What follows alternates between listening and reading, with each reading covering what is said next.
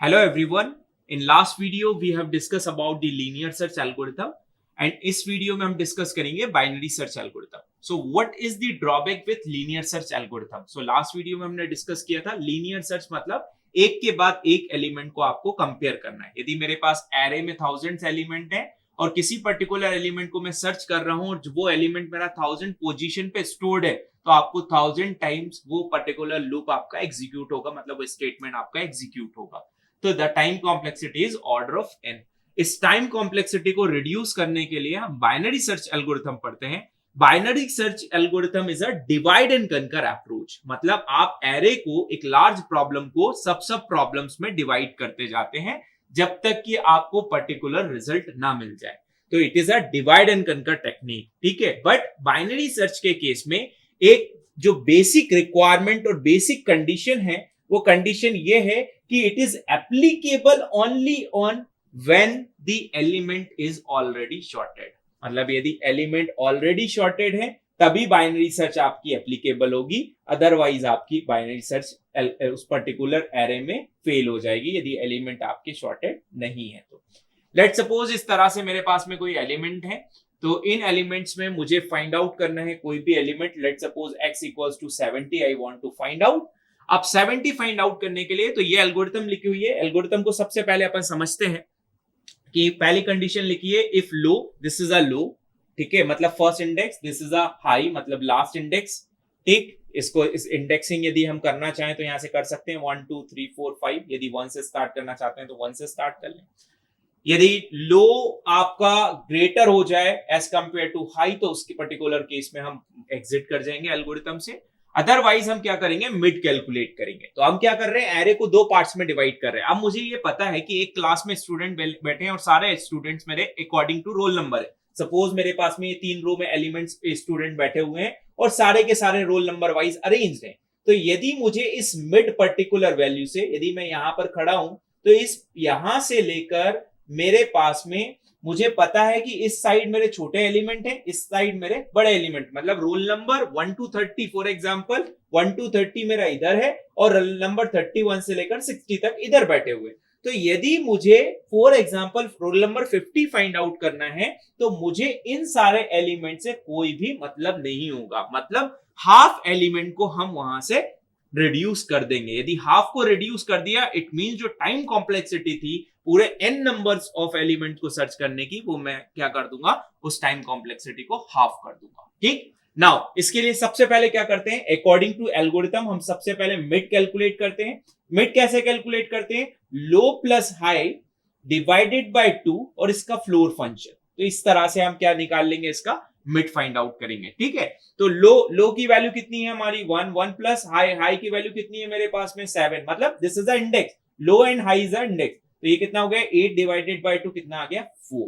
ठीक है, अब आप कह रहे हैं कि सर यहाँ पे 8 होता उस पर्टिकुलर केस में, तो उस पर्टिकुलर केस में 8 प्लस 1 9 हो जाता, तो 9 डिवाइडेड बाय 2 4.5 तो 4. ठीक, तो ये आपने निकाल लिया मिड, मतलब फोर्थ नंबर की इंडेक्स पे क्या मिल गया मुझे, यहाँ पे मिड मिल गया. तो ये हमने मिड कैलकुलेट कर लिया. ठीक, अब जो आपको मिड मिला है इससे हम क्या कंपेयर करेंगे, जो भी एलिमेंट मुझे फाइंड आउट करना है. ठीक है, तो इफ जो भी एलिमेंट है मेरा, जो भी मिड मेरा कैलकुलेट हुआ है, ठीक है, एरे का जो भी मिड है, यदि इस मिड के इक्वल्स टू आपका एलिमेंट जिसको आप फाइंड आउट करना चाह रहे हैं, यदि वो है तो आप एलिमेंट फाउंड बोल देंगे. और यदि ऐसा नहीं है तो आपको चेक करना पड़ेगा कि क्या ये एरे के मिड जो एलिमेंट निकला है, एरे के मिड कौन सा है अपना 40 से जो आप एलिमेंट चेक करना चाह रहे हैं वो एलिमेंट छोटा है या बड़ा है. तो वो एलिमेंट ऑब्वियस है कि 40 से ग्रेटर है इस पर्टिकुलर केस में. तो एरे ऑफ मिड से यदि आपका जो x है वो ग्रेटर है तो उस पर्टिकुलर केस में आप लेफ्ट साइड के एलिमेंट से कोई भी मतलब नहीं रखेंगे, राइट हैंड साइड पे आप मूव करेंगे. ठीक है, तो 40 से आपका क्या ग्रेटर है, 70 is greater as compared to 40. यदि ग्रेटर है तो राइट हैंड साइड में आप जाएंगे. यदि राइट हैंड साइड में आप में आ गया तो मुझे क्या करना पड़ेगा, फिर से एक मिड कैलकुलेट करना पड़ेगा क्योंकि it is a recursive approach. ठीक है, यहाँ पे ये जो एल्गोरिथम लिखी है मैंने रिकर्सिव लिखी है कि यहाँ पे यदि आप कंडीशन देखें तो पहली कंडीशन है x इक्वल्स टू एरे का मिड मिल जाए तो रिटर्न कर दें मिड को.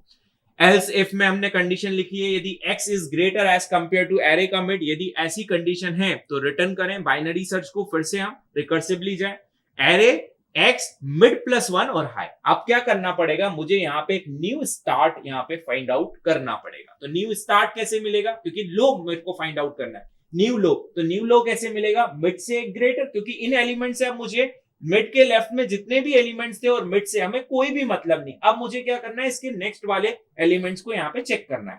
तो यहाँ पे क्या हो जाएगा, लो तो मिड प्लस 1, तो क्या हो जाएगा मिड प्लस 1 से क्या निकाल लोगे आप, न्यू लो फाइंड आउट कर लोगे, मतलब स्टार्टिंग इंडेक्स। लास्ट वाला इंडेक्स तो आपके पास में है ही। तो अगेन यदि हम फिर से बाइनरी सर्च लगाएंगे, तो बाइनरी सर्च लगाएंगे तो लो की वैल्यू इस पर्टिकुलर केस में क्या हो गई मेरी 5। तो 5 प्लस हाई कितना हो गया 7 डिवाइडेड बाय 2, तो कितना हो गया 12 बाय 2, तो ये कितना हो गया मेरा 6। तो 6 पर्टिकुलर पोजीशन पे आ गए, 6 पे। तो 6 पे आ गए तो फिर से हमने चेक किया कि क्या एरे का मिड इक्वल टू x है, नहीं x नहीं है। यदि x नहीं है तो कहां पे है, फिर से चेक करें क्या x greater as compared to array के मिड से, एल्स वाला पार्ट चलेगा, यस एल्स वाला पार्ट चलेगा। तो हम यहां पर आ गए, यहां पर आ गए तो फिर से आपको क्या करना पड़ेगा, न्यू लो कैलकुलेट करना पड़ेगा। तो मिड प्लस 1, तो मिड की वैल्यू कितनी है आपकी 6, 6 प्लस 1 कितना हो गया 7, तो न्यू लो किस पे मिल गया आपको 7। तो अगेन आपका ये वाला फॉर्मूला एग्जीक्यूट होगा। तो 7 स्टार्टिंग इंडेक्स मतलब लो प्लस हाई लास्ट इंडेक्स कितना 7 डिवाइडेड बाय 2 कितना हो गया आपके 14 डिवाइडेड बाय 2 कितना 7। तो ये आ गया अब एरे का न्यू मिड आपका 7। तो चेक करेंगे क्या 7 इक्वल मतलब एरे का 7th मिड मतलब 70 इक्वल टू 70 है, yes condition true, condition true. तो ये एलिमेंट्स आपको मिल जाएंगे, ठीक है। मतलब बाइनरी सर्च के थ्रू हम यदि एलिमेंट ऑलरेडी असेंडिंग ऑर्डर में अरेंज्ड हैं, ऑलरेडी शॉर्टेड हैं, या तो लेफ्ट में आएंगे या राइट में आएंगे, ठीक है। यदि मुझे फॉर एग्जांपल यहाँ पे 10 या 20 वटेवर जो भी फाइंड आउट करना होता, तो उस पर्टिकुलर केस में मैंने एक और केस लिखा है यहाँ पर कि उस पर्टिकुलर केस में जो हाई है ये वाला हाई को हम फाइंड आउट करते। तो हाई कैसे निकलता, मिड -1 से हाई निकल जाता न्यू वाला, मतलब इन एलिमेंट से हमें फिर उस पर्टिकुलर केस में कोई भी मतलब नहीं रहता। तो this is all about the binary search. यदि टाइम कॉम्प्लेक्सिटी की बात करें बाइनरी सर्च की, तो आप देख पा रहे हैं यहाँ पर आपने कोई भी लूप नहीं है, मतलब ऐसा कोई सिचुएशन नहीं है कि हमारे पास 7 एलिमेंट है तो 7 टाइम्स ही कंपेयर करना पड़ेगा। कितने कंपेयर किया आपने, 1 2 3, मैक्सिमम 3 कंपैरिजन, ठीक है। तो इस पर्टिकुलर केस में यदि आप टाइम कॉम्प्लेक्सिटी निकालेंगे तो ऑर्डर ऑफ log n। तो बाइनरी सर्च के केस में यदि आप worst case and average case time complexity बात करें order of log n, best case की बात करें तो मिड पे ही मिल गया, तो this is the best case, order of 1 में आपको एलिमेंट फाइंड आउट हो जाएगा। But condition remember one thing, condition आपको दिमाग में रखनी है, कंडीशन इज सारे एलिमेंट ऑलरेडी शॉर्टेड होना चाहिए। Thank you so much.